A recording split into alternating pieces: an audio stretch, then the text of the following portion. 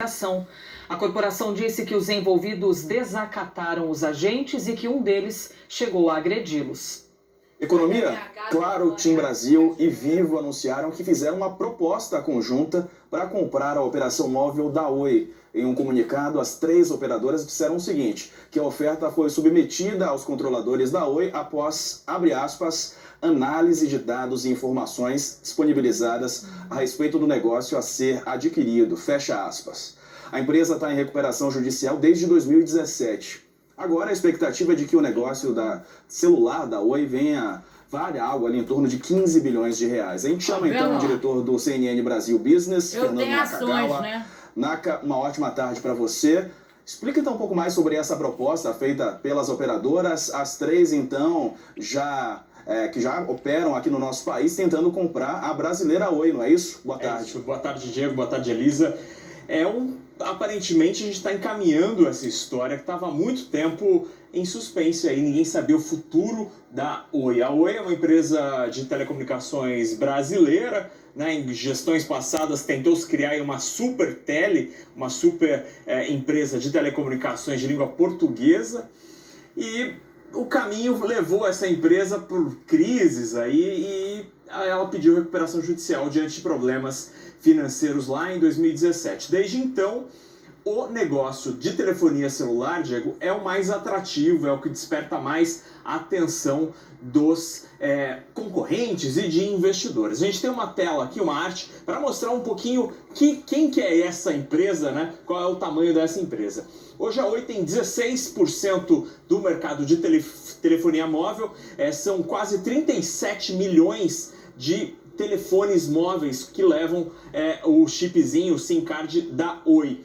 A Vivo é a líder de mercado, tem 33%, a Claro tem 24% e a TIM 23%. Há uma fatiazinha residual aqui de 3% de operadoras um pouco menores. Essas três estão se juntando e avisaram nesta madrugada, como você disse, Diego, que fizeram uma proposta conjunta. As três estão oferecendo para comprar a Oi celular, só a operação celular, as outras coisas não. Os orelhões da Oi, a rede de fibra ótica, a telefonia tradicional, fixa, isso não está no negócio. As três empresas não disseram quanto elas querem pagar e também disseram que se o negócio der certo, elas vão dividir a Oi celular entre as três, mas também não detalharam como seria feita essa partilha. Se a divisão for exatamente igual, vai 5 pontos percentuais dessa empresa, né? Mais ou menos 5 pontos para cada uma delas. A Vivo iria para 38, 29 com a Claro e quase 29 com a TIM de participação de mercado. Esse é um negócio bem importante. O Brasil hoje tem 225 milhões de linhas de telefone celular. Esse é um mercado bilionário, todo mundo de olho em quem pode comprar a Oi, porque a Oi, infelizmente, não está com condições financeiras de seguir o barco. O presidente da empresa disse no começo de julho, aqui para o CNN Business, que não queria que a empresa fosse fatiada e vendida. E, ao contrário, ele queria reforçar os investimentos em fibra ótica e na telefonia celular. Só que o problema é que a gente está às vésperas do leilão do 5G, prometido para o ano que vem, e vai precisar de muito dinheiro para primeiro comprar outorgas, faixas de transmissão, e depois para investir, porque é uma tecnologia muito cara e talvez sem dinheiro novo a Oi não tenha fôlego para isso. Pois é, muito dinheiro, hein, Ná? Que diz respeito a tanta gente. Você falou aí 225 milhões, é isso, de linhas? Exatamente. Tem mais celular que gente no Brasil. Exatamente. Porque tem muita gente que tem mais de um telefone, né? Duas operadoras, dois chips. 2 chips. Esse é um assunto tão interessante e que repercute tanto que a gente até gostaria de convidar você, Naka, para continuar com a gente aqui na conversa, porque nós temos um convidado agora para repercutir os impactos que uma possível venda da Oi pode causar no setor aqui no país. Então a gente conversa agora com o sócio-líder de tecnologia, mídia e telecomunicação da KPMG no Brasil, Justin Posetti. Tudo bem, Justin? Boa tarde. Falei corretamente seu nome? Sim, boa tarde, Elisa, boa tarde, Diego, Fernando, boa tarde. Boa tarde, Justin. Primeira pergunta então, Elisa? Vamos lá então, obrigada pela gentileza de conversar conosco aqui, nos ajudar a compreender melhor esse assunto. A minha pergunta é o seguinte, o que pode mudar para os clientes da Oi caso essa venda de fato aconteça, Justin? Elizabeth, obrigado pela oportunidade aqui de estar também trocando aqui com vocês um pouco da nossa experiência. Esse é um mercado bastante regulado, né? Então, tem todo um cuidado para que qualquer transação como essa, ela não haja nenhum tipo de prejuízo para o usuário. Não é a primeira que vai haver, já houveram muitas outras também, né? E isso foi feito da forma adequada, sempre olhando e sempre com cuidado com o consumidor. Acredito eu que não há motivo para se fazer nada diferente do que já foi feito anteriormente. O próprio regulador está acostumado com isso, as empresas também. Sete, agora uma outra dúvida que surge nesse momento, que hoje são 4 principais operadoras, a gente viu no gráfico que o Nakagawa nos mostrou agora há pouco, né? Vivo, TIM, Oi, Claro, existe uma porcentagem aí de outras operadoras também, mas são as 4 principais. A gente tirando uma delas e essa companhia sendo repassada para outras 3 ganham, então, ainda mais poder e o consumidor perde uma opção. Como é que isso impacta, então, na concorrência entre as operadoras diante dessa possibilidade concreta de uma mudança no cenário, né? O mercado de telecomunicações móvel, ele globalmente, ele já vem sofrendo um processo de redução de quantidade de players, né? Isso é um movimento natural, porque acho que, como o próprio Fernando já havia colocado, a quantidade de investimento que deve ser feito, especialmente diante da perspectiva do 5G no Brasil, ele é realmente um volume bastante relevante. E naturalmente, então, como eu estava explicando, tanto fora do Brasil quanto também no Brasil, existe essa tendência. Na Ásia, inclusive, a quantidade média de operadoras é até menor, né, do que o que a gente enxerga em outros países. O Brasil está seguindo essa tendência de sair de 4 operadoras, de grandes operadoras aqui operando nesse mercado de telefonia móvel, para uma situação de 3. Naturalmente, como já vem acontecendo, né? É um setor de tecnologia, é um setor muito ágil, né? Ele exige que as empresas estejam a todo momento buscando se transformar, requer um capital intensivo, como eu havia comentado também, e esse fluxo, né? Esse fluxo natural de investimentos ocasiona e ele gera essa forma de comportamento do mercado. Seria possível a gente ter um outro player interessado na Oi, de modo a entrar no mercado brasileiro, continuando com essa divisão de 4 operadoras? E também queria ouvir um pouco a sua percepção sobre se essa oferta for adiante, será que o CADE, que é o órgão que controla, regula a defesa da concorrência, aprovaria essa operação? Olha, Fernando, eu não consigo te dizer com relação à questão da análise que o CADE poderia fazer e o aprovar ou não aprovar, né? Eu acho que a gente tem que, obviamente, sempre buscar referências históricas do que já aconteceram, né? Eu acho que na medida em que o CADE entende que não há prejuízo para alguma concentração de mercado, ele não teria motivo algum para poder fazer algum tipo de veto, né? O que também o CADE deve analisar são questões associadas a, talvez, medidas que possam ser feitas pós esse processo de aquisição. Isso também vai ser feito não somente pelo CADE, mas pela Anatel, que é a agência reguladora, ela também sempre bastante envolvida, né, e ativa nesse setor, também já vem trabalhando já há alguns anos, né, acerca dessa situação da Oi, que não chegou agora, né? Isso já também, historicamente, já vem acontecendo. E o que acaba acontecendo, talvez nessas situações de investimentos internacionais, acho que tem toda uma série de preocupações de qualquer investidor, né, em ter a segurança jurídica adequada para fazer esses investimentos aqui no Brasil. Eu acredito que tudo é possível, né? O que acontece é que o valor da empresa ele é muito peculiar para cada um que faz uma análise, né?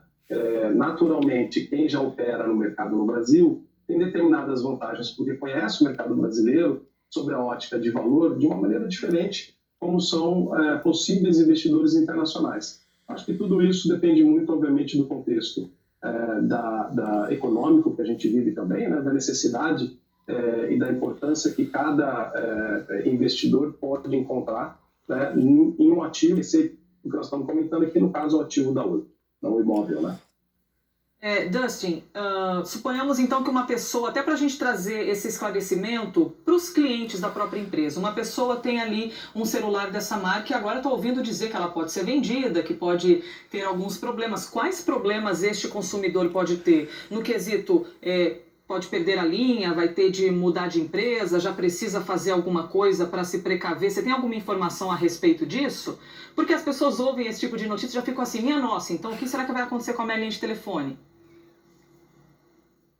Elisa, eu acho que vale a pena a gente só voltar que o mercado ele é regulado e tem uma agência reguladora, que é a Anatel, que ela toma todos os cuidados e tem todos os procedimentos adequados para que não haja nenhum tipo de tensão, né?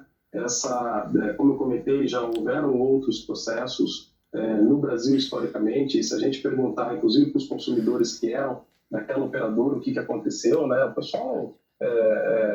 na verdade, é bastante suave esse tipo de transição, né? E, novamente, tem um regulador que, juntamente com as empresas, vão estabelecer quais são todos esses processos para que, de forma alguma, o usuário não seja afetado, até porque o serviço de telefonia móvel ele está presente, como o próprio Fernando colocou, né? São 210 milhões, 220 milhões de linhas celulares. É um serviço essencial, principalmente diante desse contexto que a gente vive agora de trabalho mais remoto, trabalho à distância, a questão do distanciamento social. Então, por ser um serviço essencial, ele certamente vai ser um processo de transição como ele tem que ser feito, né?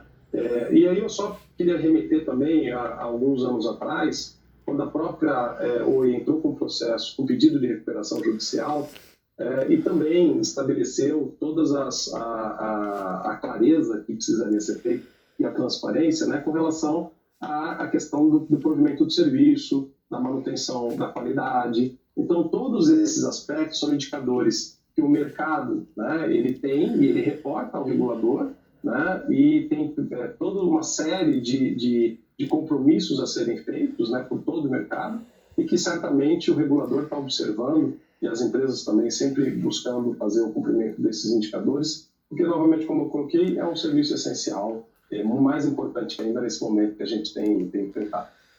Pois é, e aí, traçando um paralelo, né? Você falou um pouco sobre o passado. Eu lembro do lançamento da Oi aqui no Brasil, né? A antiga Telemar, ela foi lançada de uma maneira muito pujante. O que aconteceu para a empresa hoje estar nessa situação e haver a possibilidade da venda, inclusive, dessa área de telefonia, Dustin?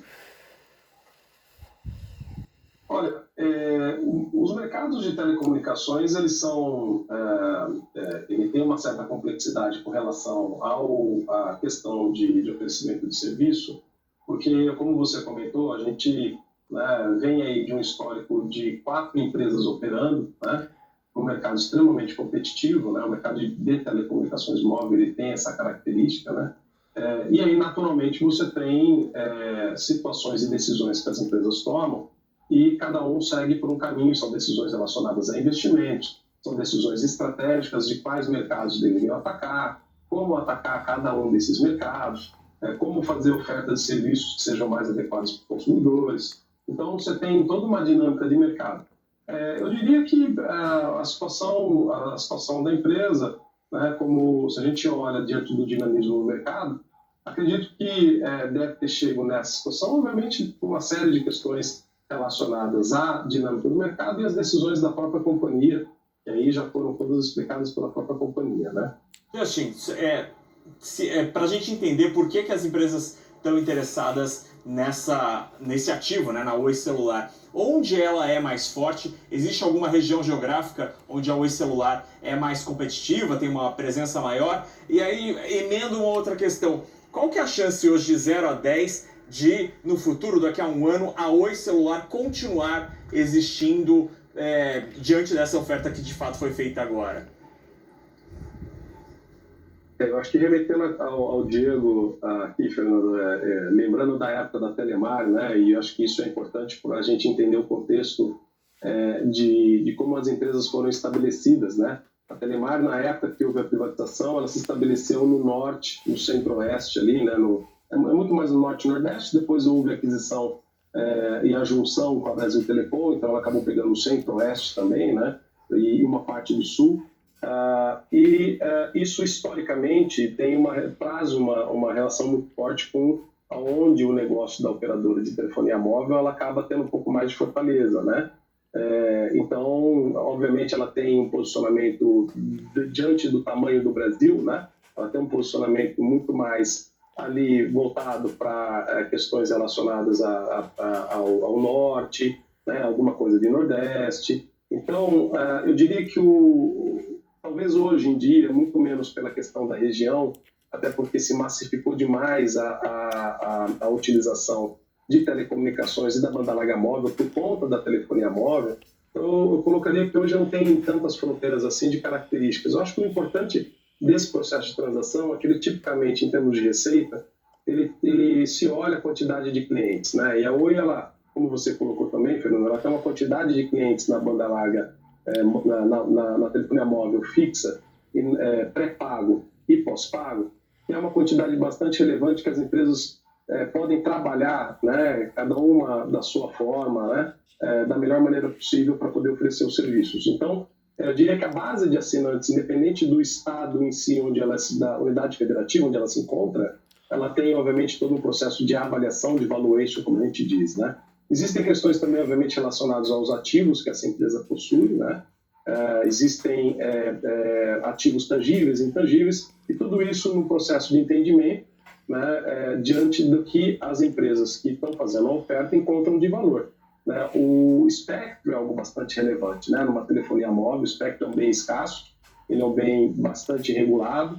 A gente está dizendo aqui que para o 5G determinados espectros também serão necessários para poder fazer o provimento do serviço. Então tem uma relação muito forte também com esse tipo de ativo que se adquire e que é bastante importante para a questão da competitividade entre as empresas aí. Quais alternativas teria a Oi, Dustin, além dessa negociação de venda para as próprias empresas que estão ali no mercado junto com ela? Teria alguma outra alternativa, além dessa proposta, que ela possa vir a receber no valor aí em torno de 15 bilhões de reais? Eu acredito que as questões estratégicas e de competição e diante, obviamente, de um histórico, mais uma necessidade futura de investimento para se continuar fazendo determinados serviços, remetem a um momento de decisão, né? E a empresa já fez essa decisão, a própria companhia já tem comunicado isso, a forma como ela decidiu. É uma possibilidade, né? Quer dizer, a empresa atuar muito mais como uma provedora de banda larga fixa, né? Uma empresa de infraestrutura, é uma possibilidade de mercado, como existem uma série de outras empresas. Você entra em determinados níveis competitivos que são talvez um pouco diferentes da questão da telefonia móvel. Então, esse mercado é bastante possível de se desenvolver diferentes focos, né? Tem bastante empresas atuando nessa questão também da banda larga fixa, e principalmente empresas regionais, né? São mais de 500 empresas regionais.